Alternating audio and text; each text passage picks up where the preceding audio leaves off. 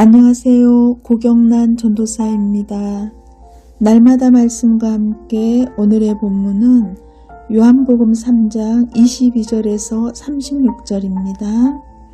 오늘 말씀은 예수 그리스도에 대한 세례 요한의 마지막 증언입니다.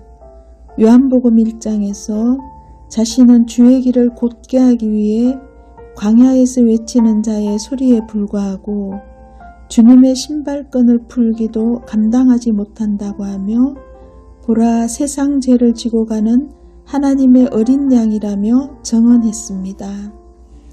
세례 요한의 이런 고백이 그의 마지막까지 시종일관 똑같았음을 오늘 본문에서 알 수 있습니다. 오늘 배경을 보면 그리 기분이 좋지 않은 상황입니다. 세례 요한을 따르던 사람들이 그에게서 떠나 예수님에게 가고 있었기에 세례 요한의 제자들은 26절에서 랍비여 선생님과 함께 요단강 저편에 있더니 곧 선생님이 전거하시던 이가 세례를 베풀매 사람이 다 그에게로 가더이다 라고 투정합니다. 보통 이런 분위기가 되면 불평 또는 시기와 질투가 생기기 마련입니다. 이때 세례 요한의 사역이 한참 극에 달하고 있었고 사람들에게 존경을 한몸에 받고 있었습니다. 그런데 어떤 이가 등장하자 사람들이 자신들을 외면하고 예수님에게로 다 가버리는 것입니다. 세례 요한의 제자들은 당황했고 어쩔 줄을 몰랐던 것입니다. 그러나 세례 요한이 취한 태도는 달랐습니다. 첫째는 27절에 만일 하늘에서 주신 바 아니면 사람이 아무것도 받을 수 없느니라고 합니다. 이 말은 어떤 경쟁이나 속상한 일들이 발생하게 될 때에 하나님이 기뻐하시는 계획 속에 하나님이 자신의 목적을 위해 상대방을 배치해 놓으셨음을 알고 대립의 갈등 구조에서 생각하지 말고 상대방을 인정하는 입장에서 생각하는 것입니다. 세례 요한은 자신의 역할도 중요하지만 예수님의 역할이 더욱더 중요함을 알았습니다. 둘째는 29절에 신부를 취하는 자는 신랑이나 서서 신랑의 음성을 듣는 친구가 크게 기뻐하나니 나는 이러한 기쁨으로 충만하였노라고 합니다. 세례 요한은 예수님의 사역을 인정하는 수준에 머무는 것이 아니라 크게 기뻐합니다. 자신의 회개의 사역은 결국 십자가로 완성되는 것이기에 맞아 예수님이 오시지 않았다면 세례 요한의 사역은 의미가 없었기 때문입니다. 자신의 사역은 준비이고 주님의 사역이 본 사역이기에 크게 기뻐했던 것입니다. 우리 모두 세례 요한처럼 상대방의 사역을 인정하는 수준을 넘어서서 상대방의 사역을 크게 기뻐할 수 있어야 합니다. 그의 사역으로 인하여 하나님이 영광을 받으며 그리스도의 몸이 세워지기 때문입니다.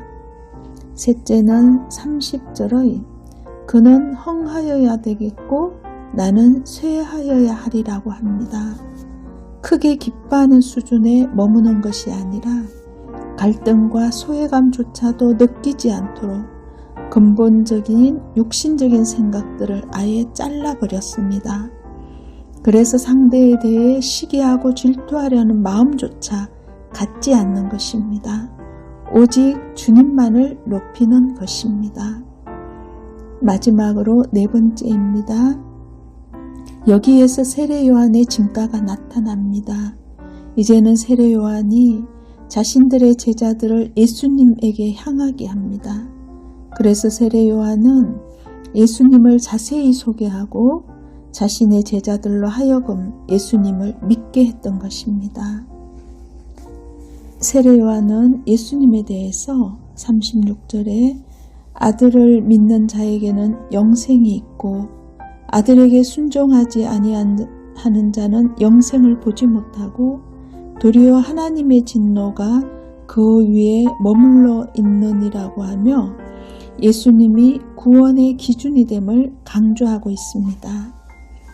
예수님이 누구시기에 구원의 기준이 됩니까? 31절에서 세례요한 자신은 땅에 속한 자이지만 예수님은 하늘로부터 오시는 이라고 합니다. 둘째는 예수님은 만물 위에 계시고 만물을 그 손에 갖고 있는 분이라고 합니다. 바로 우리가 믿는 예수님이 창조주이며 만물을 다스리시는 분이십니다.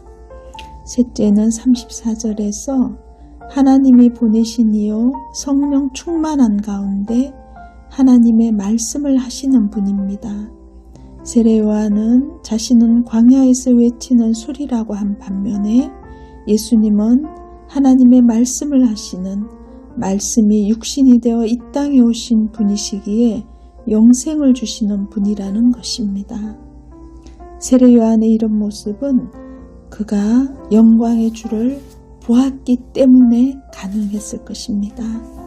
그가 물세례를 예수님에게 베풀 때에 하늘로부터 성령이 내리고 하나님으로부터 이는 내 사랑하는 아들이라는 음성을 들었기 때문이었습니다.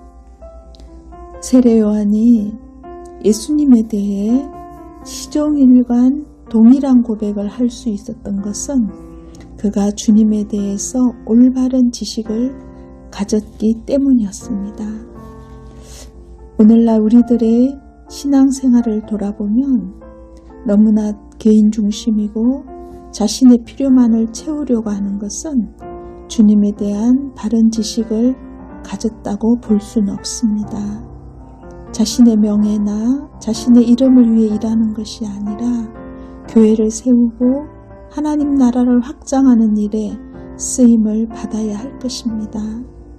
무엇보다도 지체가 쓰임을 받는 일에 진정으로 크게 기뻐하는 시온소교회 성도님들이 되시길 바랍니다. 기도하겠습니다.